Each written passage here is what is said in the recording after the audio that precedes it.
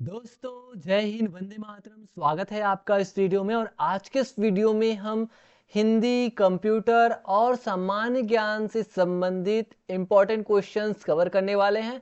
यानी कि कुल मिलाकर के हम क्वेश्चन नंबर 121 से लेकर के 150 तक के यानी कि 20 क्वेश्चंस कवर करने वाले हैं। दोस्तों ये वीडियो का जो है 13 नंबर का पार्ट है और ये लास्ट पार्ट है। और इस तरह से हमने छत्तीसगढ़ व्याख्याता भर्ती परीक्षा यानी छत्तीसगढ़ अंग्रेजी व्याख्याता भर्ती परीक्षा 2019 के जितने भी क्वेश्चंस हैं उन क्वेश्चंस का आज हम पूरा एनालिसिस कर लेंगे। और इस तरह से हमारा जो चला आ रहा था पार्ट 1 पार्ट 2 ऐसा करते करते तो वो आज पूरा कंप्लीट हो जाएगा। तो सबसे पहले स्टार्ट करते हैं हिंदी के इंपॉर्टेंट क्वेश्चंस। हिंदी के 10 क्वेश्चंस आए थे, फिर कंप्यूटर के और 5 क्वेश्चन और सामान्य ज्ञान जनरल नॉलेज के 5 क्वेश्चंस। तो इस तरह से 20 क्वेश्चंस, लास्ट के 20 क्वेश्चंस है।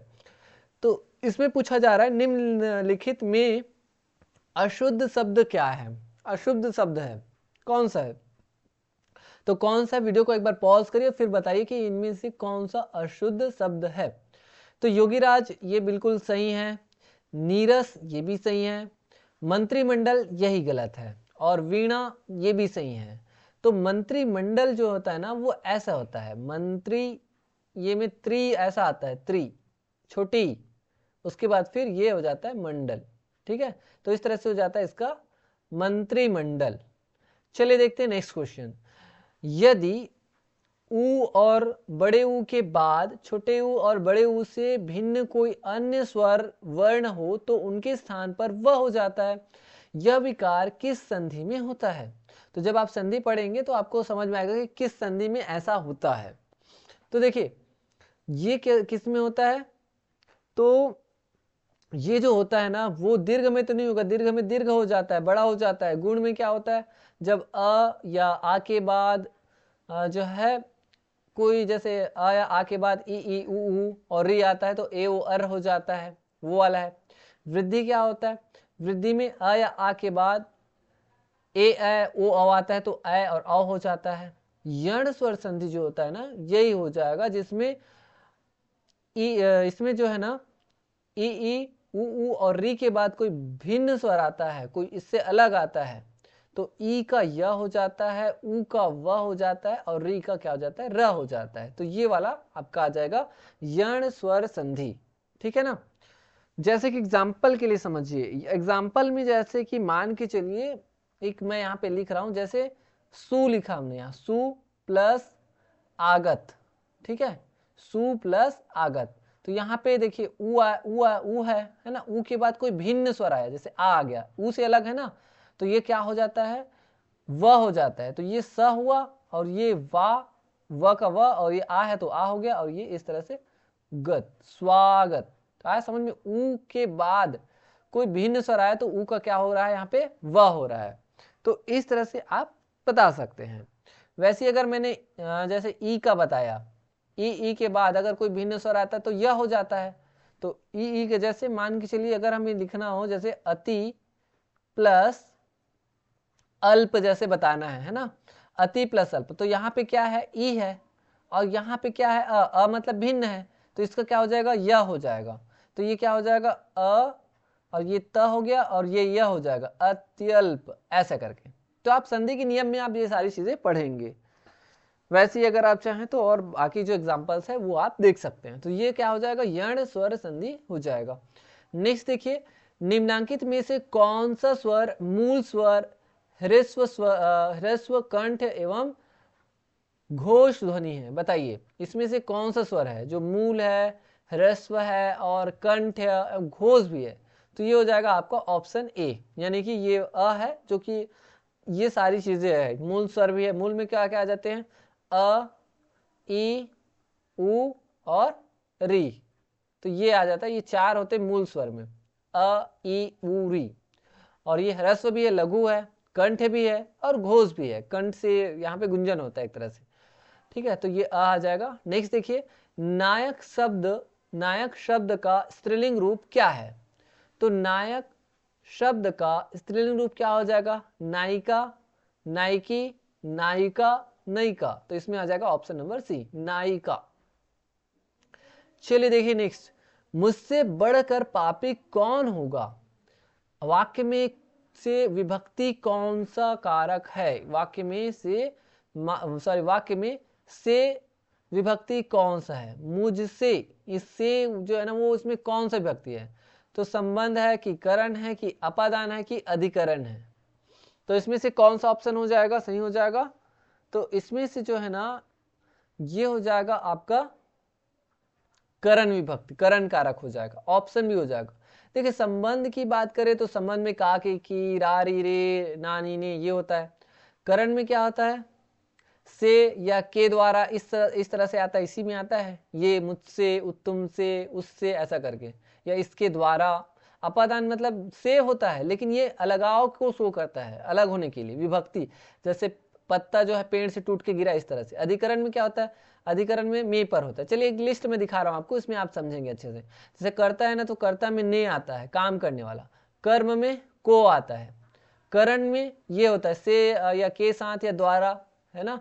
संप्रदान में के या लिए, के लिए या फिर को हो जाता है। अपादान मतलब से अलग, मैंने जैसा कि बताया। संबंध में का के की रा री रे ना नी ने ये आता है। अधिकरण में आता है मे पर, वहां पे, वहां पर, उसमें, ऐसा करके। और संबोधन में आता है हे अरे। तो आप चाहे तो इसका स्क्रीनशॉट लेकर के रख सकते हैं, इसको आपको याद रखना है, ठीक है। नेक्स्ट देखिए, निम्नलिखित वाक्यों में प्रेरणार्थक क्रिया युक्त वाक्य का चयन कीजिए। इसमें प्रेरणार्थक क्रिया युक्त वाक्य कौन सा है। प्रेरणार्थक मतलब causative verb, causative, causative English में आप पढ़े होंगे कॉजेटिव करके। तो कॉजेटिव में जैसे हैव हो गया, गेट है, ठीक है। ये सब कुछ कुछ वर्ड्स है जिनका यूज करते हैं। मेक है वो यूज होता है। तो यहाँ पे हिंदी में है, तो हिंदी में क्या हो जाएगा, प्रेरणार्थक में क्या हो जाएगा, राम काम करता है, राम कोई काम कराता है, राम कोई काम करता है, या उपरोक्त में से कोई नहीं। तो इसमें कोई काम करता नहीं, कोई काम कराता है। जैसे मैं तुम्हें क्रिकेट खिलाता हूँ, मैं तुम्हें ये कराता हूँ, इस तरह से। मैं तुम्हें हंसाता हूँ, मैं तुम्हें रुलाता हूँ, तो ये कोई काम कराना ना, ये होता है कॉजेटिव, कॉजेटिव वर्ब, यानी कि प्रेरणार्थक क्रिया युक्त। चलिए देखते हैं नेक्स्ट, किस अलंकार में उपमान को हीन दिखाकर उपमेय का उत्कर्ष दिखलाया जाता है। किस में दिखलाया जाता है, प्रतीप अलंकार में, व्यतिरेक अलंकार में, विभावना अलंकार में, या अनन्वय अलंकार में। तो ये काम किस में होता है, तो ये होता है प्रतीप अलंकार में। इसमें ना उपमान को हीन दिखाया जाता है।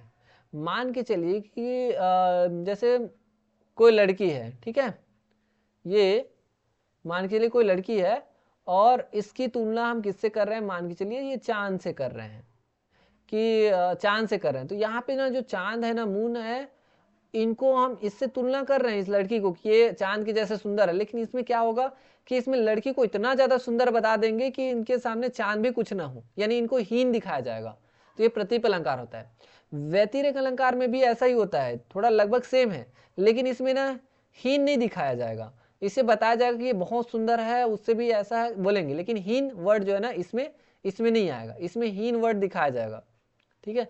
विभावना अलंकार का बात करें तो विभावना अलंकार क्या होता है, इसमें ना बिना कारण के, कारण ना हो और कार्य हो गया, ऐसे टाइप से शो किया जाता है। यानी कि बिना कारण के कार्य होना, इसको बोलते हैं बिना कारण के होना, विभावना अलंकार, ठीक है। तो इस तरह से आप याद रख सकते हैं, बिना कारण के विभावना अलंकार, इसमें कारण के बिना कार्य के होने का वर्णन होता है। वैसे अनन्वय का बात करें तो अनन्वय क्या है, तो अनन्वय में ना उपमेय जो होती है, उपमेय मतलब समझ रहे हैं ना, उपमेय मतलब जिसकी तुलना की जाए। जैसे यहाँ पे लड़की की तुलना हम चांद से कर रहे हैं, तो उपमेय क्या है, उपमेय ये लड़की है, और उपमान यानी जिससे तुलना की जा रही है, जैसे चांद से तुलना कर रहे हैं ना, तो ये उपमान कहलाता है। आया समझ में। तो देखिए इसमें जो होता है ना अनन्वय अलंकार में, इसमें जो उपमेय है यानी जिसकी तुलना करनी है, जैसे मान के चलिए लड़की है, वही है, ठीक है, सेम वही। अब इसमें हम इसकी तुलना किससे करेंगे, किसी दूसरे से नहीं करेंगे, इसकी तुलना उसी से करेंगे, इसमें कोई दूसरा उपमान नहीं रहेगा, इसमें उसकी तुलना उसी से करेंगे और उसी को एकदम श्रेष्ठ दिखाएंगे। तो ये होता है अनन्वय अलंकार। आया समझ में। चलिए आगे बढ़ते हैं। फुल कौन सा संज्ञा है, फुल जो है वो किस तरह का नाउन है बताइए। तो समूहवाचक है, जातिवाचक है, व्यक्तिवाचक है, इनमें से कोई नहीं।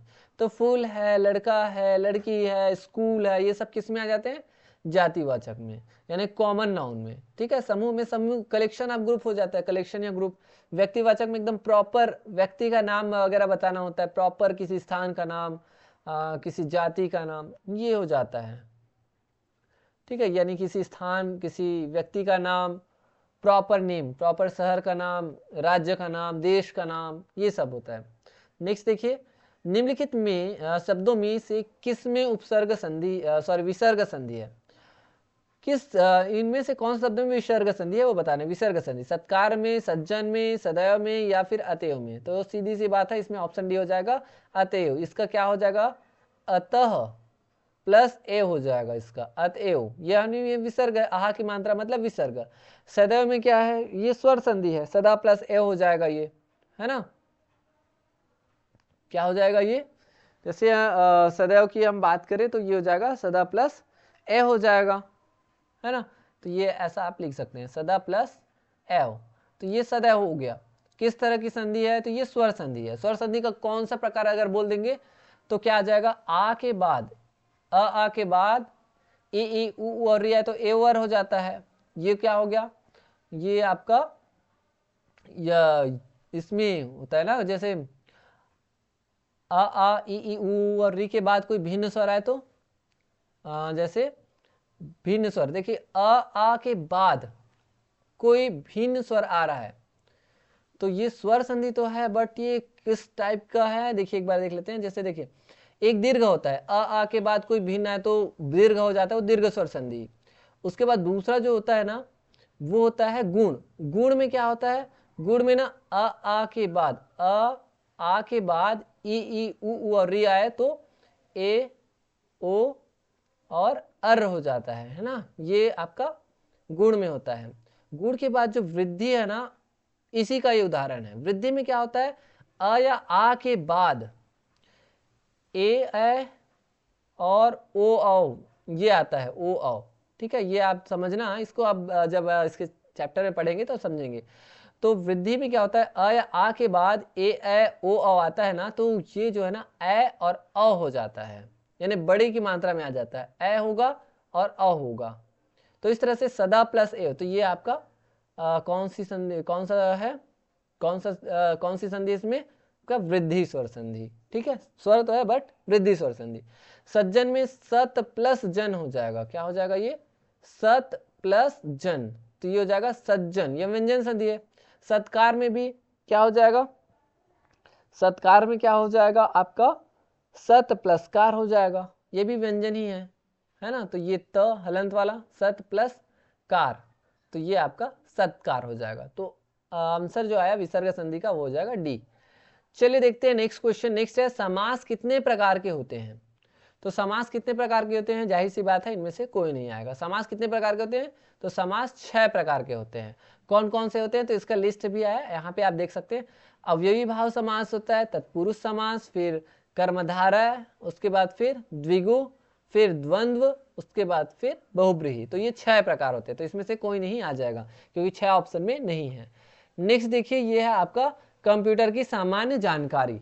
कंप्यूटर की सामान्य जानकारी की बात करें तो देखिए, एप्लीकेशन सॉफ्टवेयर में फैलने वाला वायरस क्या कहलाता है? तो एप्लीकेशन सॉफ्टवेयर में फैलने वाला जो वायरस है, जो स्प्रेड होता है, उसे किस तरह का वायरस बोलेंगे? बूट वायरस बोलेंगे, मैक्रो वायरस, फाइल वायरस या फिर एंटी वायरस? तो इनमें से हम क्या बोलेंगे इसे? तो इसमें से आ जाएगा आपका मैक्रो वायरस, यानी कि ऑप्शन बी इसका सही आंसर है। ठीक है, मैक्रो वायरस जो है ना वो होता है एप्लीकेशन सॉफ्टवेयर में फैलने वाला वायरस होता है, और इसका जो उपयोग है ना वो एप्लीकेशन सॉफ्टवेयर बनाने के लिए भी किया जाता है। एप्लीकेशन सॉफ्टवेयर में फैलने वाला ये वायरस है, तो मैक्रो वायरस हो गया। नेक्स्ट देखिए, इलेक्ट्रॉनिक उपकरण को जो डाटा को प्रोसेस कर सूचना में बदलता है, जो लोगों के लिए उपयोगी होता है, उसे क्या कहते हैं? कंप्यूटर कहते हैं, स्मार्टफोन कहते हैं, कैलकुलेटर या प्रिंटर? तो ये कौन सा आ जाएगा? कंप्यूटर हो जाएगा। इलेक्ट्रॉनिक उपकरण जो डाटा को प्रोसेस कर सूचना में बदलता है, तो कंप्यूटर ही करता है काम। कंप्यूटर को हिंदी में क्या कहते हैं? संगणक। ये भी क्वेश्चन कुछ कुछ एग्जाम में आया हुआ था, तो इसको भी याद रखिए, संगणक यानी गणना करने वाला। नेक्स्ट देखिए, ऑप्टिकल मीडिया ग्रुप से किसका सबसे बड़ा स्टोरिंग क्षमता है?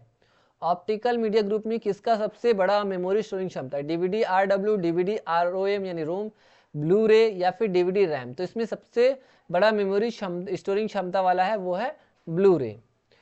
देखिए अन्य की जैसे बात करें तो ये डीवीडी है, डीवीडी आरडब्ल्यू, आरओएम, रोम है, डीवीडी रैम है ना, इसकी क्षमता की यदि हम बात करें तो इसकी जो क्षमता होती है ना वो अलग अलग होती है। यानी कि मिनिमम अगर देखें तो ये 4.7 जो जीबी है ना, यहाँ से लेकर के लगभग 17 जीबी तक होती है इसकी स्टोरेज क्षमता। लेकिन अगर हम ब्लू रे की बात करें तो ब्लू रे जो है ना, इसकी जो भंडारण क्षमता होती है, एक सिंगल ब्लू रे की जो है ना, एक सिंगल ब्लू रे की जो डिस्क है उसकी जो भंडारण क्षमता होती है वो 25 जीबी होती है। ठीक है, अगर डबल में करेंगे अगर तो वो हो जाएगा 50 जीबी। तो इस तरह से ये होता है, तो इसकी जो भंडारण क्षमता होगी, स्टोरिंग जो क्षमता होगी वो ज़्यादा होगी। नेक्स्ट देखिए, पावर पॉइंट शो में कौन सा फाइल फॉर्मेट जोड़ा जाता है? तो पावर पॉइंट पीपीटी जब हम देखते हैं तो उसमें कौन सा फाइल फॉर्मेट जोड़ा जाता है? GIF, JPG, .wav या उपरोक्त सभी? तो इसमें सभी तरह के जो फॉर्मेट जोड़ा जा सकता है ना। चलिए देखते हैं नेक्स्ट है, हार्डवेयर और यूजर प्रोग्राम के बीच की परत क्या है? हार्डवेयर और यूजर प्रोग्राम के बीच की जो परत है उसे क्या कहते हैं? तो उसे क्या हम ऑपरेटिंग सिस्टम कहते हैं या सिस्टम वातावरण? ऑपरेटिंग वातावरण लिखा है, ऑपरेटिंग वातावरण, सिस्टम वातावरण, ऑपरेटिंग सिस्टम या इनमें से कोई नहीं। तो क्या बोलते हैं इसे? तो इसे हम बोलते हैं ऑपरेटिंग सिस्टम। ठीक है, ऑपरेटिंग सिस्टम बोलते हैं। हार्डवेयर और यूजर प्रोग्राम के बीच की परत ऑपरेटिंग सिस्टम कहलाती है। अब हम देखते हैं जीके के क्वेश्चंस, सामान्य ज्ञान के क्वेश्चंस। तो देखिए निम्नलिखित में से कौन सी भारत की नंबर 1 बैंक? तो हर किसी को पता है, एकदम इजी क्वेश्चन है, भारतीय स्टेट बैंक। ऑप्शन इसका सही आंसर है। नेक्स्ट देखिए, निम्नलिखित में से किस वर्ष में यह राज्य ब्रिटिश साम्राज्य में सम्मिलित किया गया? तो बताइए यह जो किस वर्ष में यह राज्य ब्रिटिश साम्राज्य में सम्मिलित किया गया है? बताइए, 1818 में, 1830 में, 1854 में और 1862 में। कब शामिल किया गया? तो ये किया गया 1854 में, यानी कि ऑप्शन सी इसका सही आंसर है। चलिए देखते हैं नेक्स्ट क्वेश्चन, भारतीय संविधान के निम्नलिखित में से किस भाग में मूल कर्तव्य सम्मिलित किए गए हैं? तो भारतीय संविधान के किस भाग में मूल कर्तव्य सम्मिलित किए गए हैं? तो ये सम्मिलित किए गए हैं आपके भाग 4A में, यानी कि ऑप्शन बी इसका सही आंसर है। ठीक है, और ये कब शामिल किया गया? तो भारतीय संविधान के 42वें संविधान संशोधन में 1976 के अंतर्गत। ठीक है, तो इस तरह से ये शामिल किया गया है 42वें संविधान संशोधन के तहत। अब चलिए देखते हैं नेक्स्ट क्वेश्चन। नेक्स्ट है, निम्नलिखित में से कौन सा विश्व का सबसे बड़ा उष्ण मरुस्थल है? तो ये भी सबको लगभग पता होगा, बहुत ही इजी क्वेश्चन है, सहारा मरुस्थल। यही है जो विश्व का सबसे बड़ा उष्ण मरुस्थल है, बहुत ज्यादा गर्म। नेक्स्ट देखिए, महात्मा गांधी के राजनीतिक गुरु निम्नलिखित में से कौन थे? तो महात्मा गांधी के जो राजनीतिक गुरु थे वो कौन थे? तो गोपाल कृष्ण गोखले थे, सुरेंद्रनाथ बनर्जी थे, बाल गंगाधर तिलक थे या श्रीमती एनी बेसेंट थे? तो ये थे आपके गोपाल कृष्ण गोखले, यानी ऑप्शन इसका सही आंसर है। तो इस तरह से दोस्तों आज हमने कंप्लीटली 2019 के यानी छत्तीसगढ़ व्याख्याता भर्ती परीक्षा 2019 के जितने भी क्वेश्चंस है, 150 में से 150 क्वेश्चन है, उन क्वेश्चंस का अच्छे से हमने विश्लेषण कर लिया है, एनालिसिस कर लिया है और आंसर भी हमने जान लिया है। और ये भी हमने जाना कि क्वेश्चन का लेवल कैसा है, किस किस टॉपिक से क्वेश्चंस लिए गए थे, कहाँ कहाँ से क्वेश्चंस आए थे, उनका रीजन, और अलग अलग पार्ट में हमने अच्छे से डिस्कशन किया है। आई होप दोस्तों कि आपको जितने भी पार्ट्स है, जितने भी क्वेश्चंस है वो अच्छे से समझ में आ गए होंगे और वीडियो लेक्चर आपको काफ़ी अच्छे से पसंद भी आए हैं। मिलेंगे नेक्स्ट वीडियो लेक्चर में, तब तक के लिए आप पढ़ाई जारी रखें, पढ़ाई करते रहिए एंड थैंक यू।